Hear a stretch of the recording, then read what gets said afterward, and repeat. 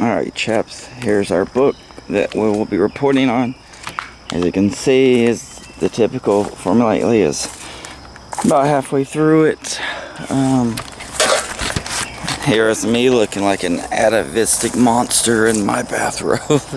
That's comfy. Fuck who. I've actually, that's way else to that, but I don't know if you can still see it.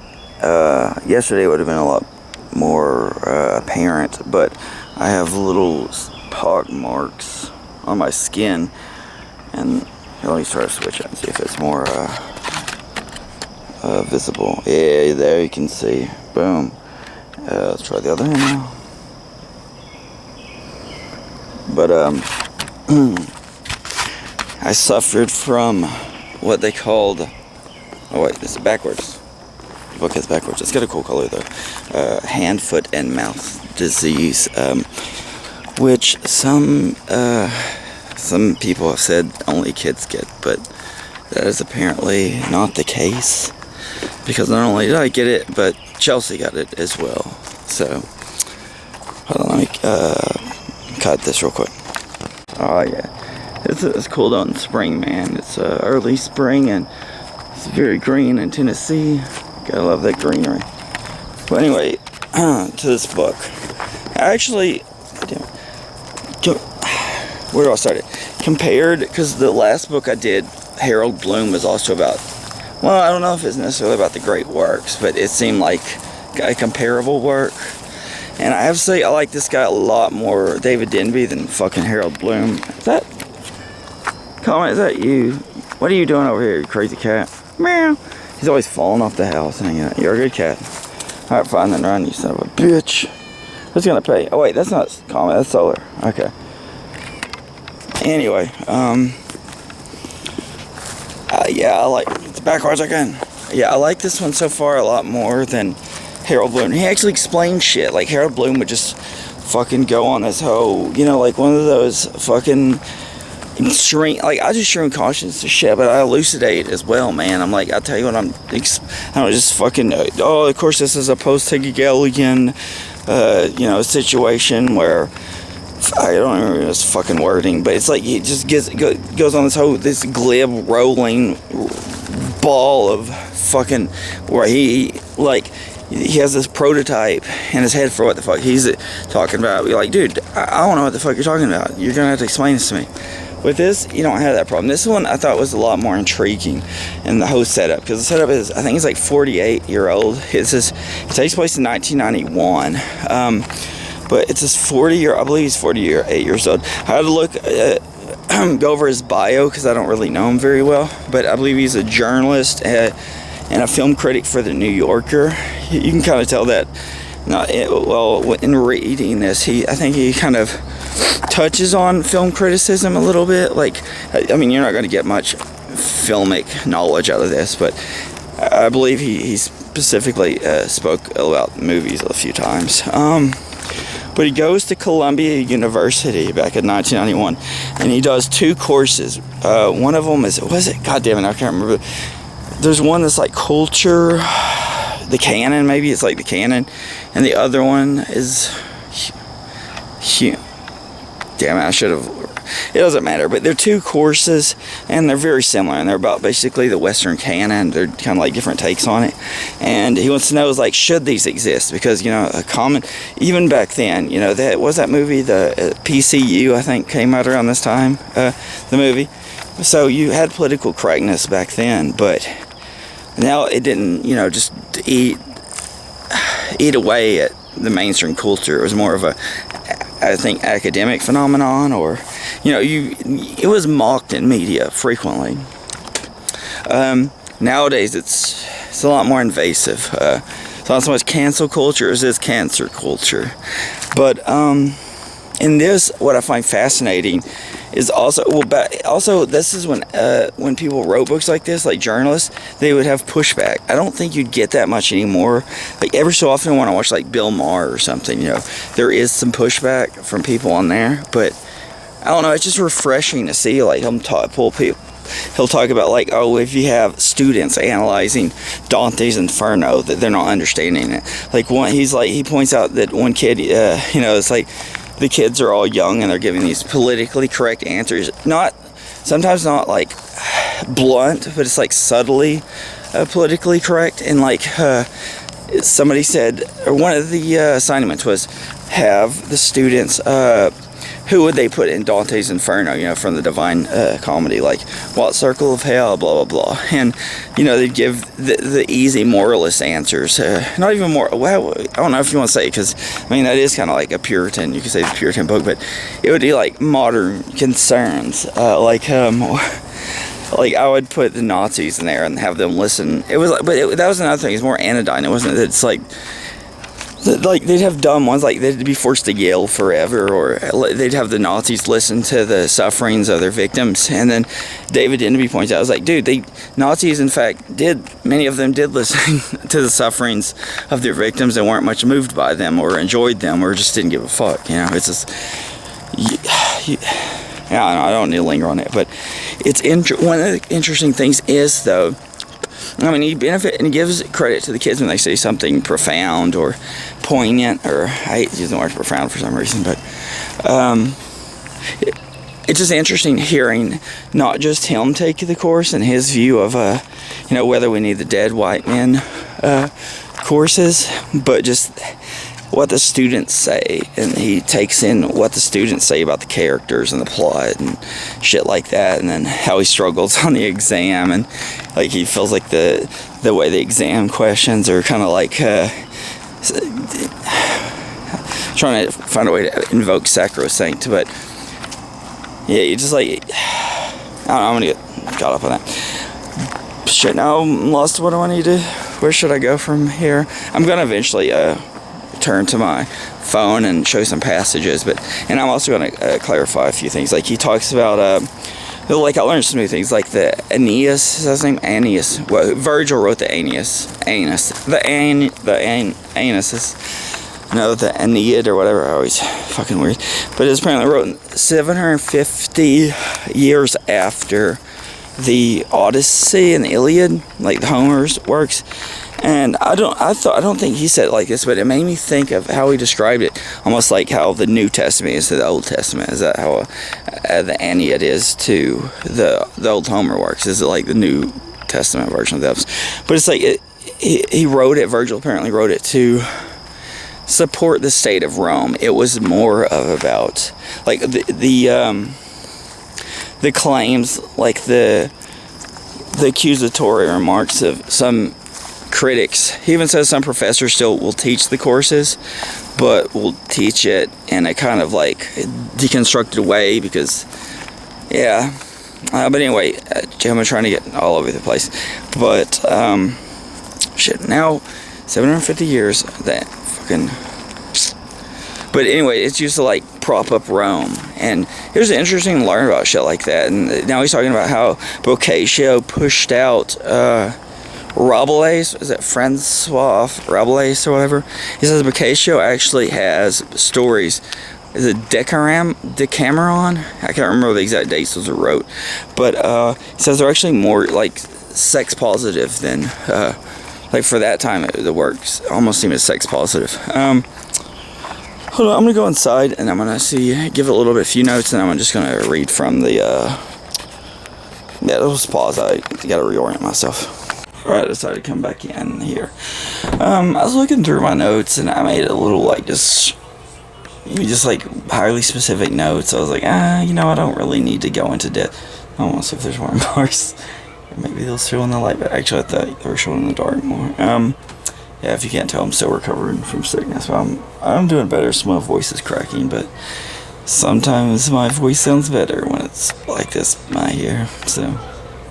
So such masculine, less epicene, yarsh. Okay. I like my epiceneness, damn it. I need shape too, but I like better. See, it's all the things. It's like the things that are discomfort, or aesthetically pleasing. Yeah. Alright. But anyway, I made little whatever remarks. I was like, I don't really need to touch on those. That seems like silly to touch on. It's like I just whip them out randomly, and it's to like apropos of not much that anyone would give a fuck about. I did make one remark though about how they were talking about the criticism of the dead white man. Like, I remember Christopher Hitchens in one of his books said, people just blah blah blah blah books of dead white man, but it says like his thing is like these students that are arguing for this, like against these courses, or arguing to be, I want to see exactly how you put it, confirmation of who they are instead of experience of a new thing. Like, you should be using these courses to experience something new, not just be like, we need these certain courses and certain people in these courses because they represent us. It's like, dude, you're here to learn shit. Just like, you want to learn shit. It's like, it's like, what the fuck? You're just being representational and you're not caring about the actual education of what you could learn from all this. Yeah, I'm about to go just into the little. I have a few. There was like, it's actually in a few cases there were so many interesting passages that some I just couldn't, or like there were direct quotes from famous books. I was like, I don't want to like fill it up with that because then it's a different story. But I'm enjoying this for the most part. I feel like I'm reading slower lately, and also now I was playing this game called Disco Elysium, which was really holding on to my time, and now I've got fucking Tears of the Kingdom I'm about to tear through the it's gonna be Tear of the Kingdom. Yeah, that's stupid. Wish I shouldn't have been so. Now I feel like I shouldn't. What do they call it? It's like commentary. I think of that in like movies where the kid's like, I said something stupid like Donnie Darko's like, that's stupid. Then I like regret saying that because then it's like, feels like over the top or something. But I mean, like, overly meta about something that isn't apropos of this. It's not germane. It's not pertinent to this. Oh yeah. Did I have red in my hair last time I did my book record? I might have been just starting that. Anyway, cut. I like this. It's one of those things where you don't get those. You can't do this nowadays. Reading the great books may seem an odd solution to a midlife crisis. So, like, what do you do during a midlife crisis? So, might travel or hunt or chase teenage girls. Good luck dealing with Twitter or Tumblr after saying that shit. Live in a monastery, blah blah blah. These are traditional methods for men. How dare you, toxic masculinity, brother. I wanted them to be beautiful and vibrant, and they were, what is it? You go down, faint-hearted and sluggish, asleep still at that moment, blah, blah, blah. Wait, no, I shouldn't have said blah, blah, blah, because I get it. Anyway, Citizen speaking, the Odyssey seemed almost like a joke on the student's diffidence. When asked his name, Odysseus would always tell a story about himself. In an oral culture, you have to be able to say who your parents are, how much land they've got, who you've killed. Can I say blah, blah, blah, blah yet? You're the narrative. Man, I'm getting like fucking all of a sudden, not epilepsy, what that shit called? Dyslexic or some shit. You are this narrative of yourself. The students, however, have been produced not by an oral culture, but by a languid oral and visual culture, which everything is a row, everything provisional, and speech may be an opening to mockery or self-mockery. In an ironic-looking listening culture, almost no one can tell his own story. Blah, blah, blah. So I don't know. I thought that was kind of interesting when he talks about our culture, like, you know, you deal with the culture that's used to speaking and whatnot. Anyway, next page. In this poem, as Taylor said gleefully, I think it's about the Iliad or the Odyssey, you either eat or you're eaten, and if you eat, you had better eat the right thing and in the right place. Sensual pleasures, eating the lotus blossoms that bring peace, or the cattle of the sun god which brings punishment, or yielding to the island nymphs and sirens can destroy you or sap your will to go home. Yes, that cruel joke. The gigantic poem is built around an excruciating paradox. The temptation to rest, to fill your stomach, is almost overwhelming. At the instant you rest, you are in danger of losing consciousness or life itself.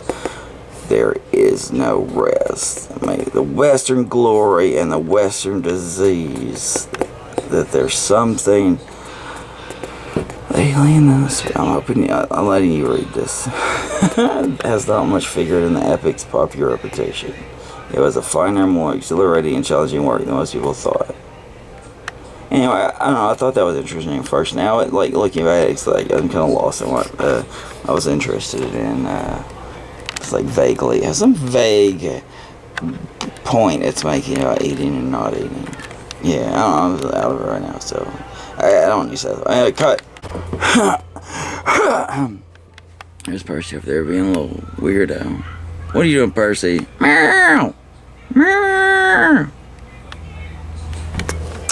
My life as an undergraduate hadn't been much. Teachers, friends, books, music, movies, a few drunken parties, some pranks not worth telling, and a long, long delay before the serious love affair which came when it came in my mid-20s. After a while, I knew that I was mad at the students who had no story to tell because I had no story to tell. Well, I've said for you, brother, because I got some stories. Not of my earlier years, anyway. Oh, shit, anyway, or of my years at college when I read and listened and hibernating and waiting for something to happen. And became convinced that I had been reborn as the hero of Henry James's novella, The Beast in the Jungle. We gotta review this askance for aesthetic, artistic. Dutch tilt, bitch. A young man who prepares himself for some special fate, readying himself for years, and is killed by the knowledge that his special fate is to be one man of his time to whom nothing whatever was to happen. The beast hadn't sprung on me in quite that way. I had slowly escaped the jungle and come up to speed, but I was punished for my early non-existence with a hole where memories should be, and I grieved over it. Alright, I don't remember exactly what I found interesting about this, but we're just going to read for a while. Parents, I think, are held in the grip of a common fiction. Their children can possibly do anything and know anything. They can, each one of them, recapitulate the entire cultural life of men and women in democratic America. Few people would be foolish enough to speak this way aloud. Whatever it is, child rearing is a profoundly material activity. Excrement, laundry, feeding, clothes, schools, teeth, books, toys, bus, trips, the holy material life of childhood. Consciously, a parent immersed in child rearing knows that it's inhuman not to limit his demands on his children. May God let them stay healthy and have a good life. That's enough. But unconsciously, we think the sky's the limit. The child has the potential to go as far as possible in a certain direction. Every child, a Joan of Arc, a Napoleon, a Michael Jordan, a great lover, a great sinner. That's our magnificent myth. The precondition of all education in a democratic country. Each birth is the rebirth of the human race.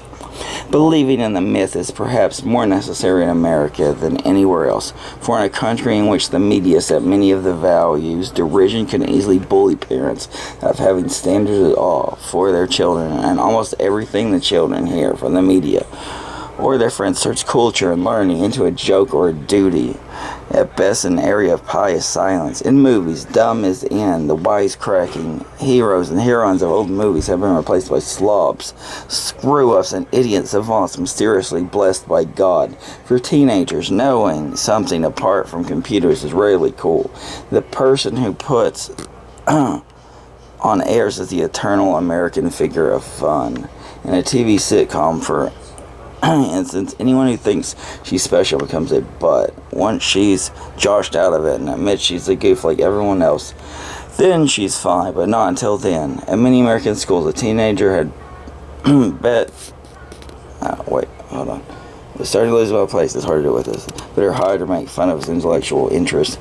He doesn't want to face a daily gauntlet of ridicule. Some black students, as many studies have shown, bully their friends out of studying hard, accusing them of going white as if achievement or a racial issue. Mediocrity defines what's normal, and therefore what's human excellence is an attack on all the others. It's the nightmare side of democracy, and truer every year. So it'd be... I was going to start reading. There's something here interesting too. That was the thing rasping up my unconscious as I was reading. The sense that the drive for success and dominance, my drive by its very nature, contains within it the danger of insensibility. In the very act of succeeding at anything, you must cut yourself off from some vital part of yourself, and that part could destroy you. How could an 18-year-old know that? Powerful man worries about what he doesn't know about the information that could hurt him, never realizing that his success has already hurt him. To have the power of people around him, like mother, now dead, magazine editors, corporation president, investment banker, and even a number of movie directors. Some famous critics and university professors, yes, especially them, they're professors. At a panel discussion, they would complain of the exclusion of minorities and women. It's like today all over again. In the past. From the culture of the past, a thick-textured jargon whose precise function was to exclude anyone whose mind worked differently from theirs. They were great at seeing everyone's power needs but their own. I rarely met a powerful person who knew himself or herself. Women were no different in this regard. How could they see everything and remain what they were? For you could not have complete self-recognition and continue to be a public man or woman, an authority, a lawgiver, a benefactor. Blindness was necessary to the powerful, who fight an upheld mirror as if it were the devil himself. They know their self-recognition can destroy them. You're killing me with this stuff. I used to well when I tried, however, gently to tell her in her retirement a few things about her effect on the people around her. In a way, I was killing her. I was reminding her that she was no longer powerful enough not to care how she spoke to people. And it goes on about Oedipus. It was the truth. Well, this is a tragic fate here, and the things of it should be forever. Not only are we not in control of our lives, very drive for control can undermine us. It was a frightening thought, enough to grab anyone by the throats. This, I think, is cool. Just, oh, Bob Saget almost lost our place. It's the perils of putting a notebook as a placeholder. But no one will appreciate this except for me, because that is so, like, it almost tripped me out because it's so close to my mom's name. Kathy Huffhines. Crazy, man. So crazy. Alright, and a lot of these I kind of got lost on like what I was trying to get at in these sections, but this one I do remember interesting is when he's trying to apply Hobbes not to, you know, like the eternal Hobbes versus Jean-Jacques Rousseau debate about the state of nature, but he's trying to apply it to a more modern setting, or, you know, extrapolate it to more wider cases. Like in the Hobbes case, I burst in.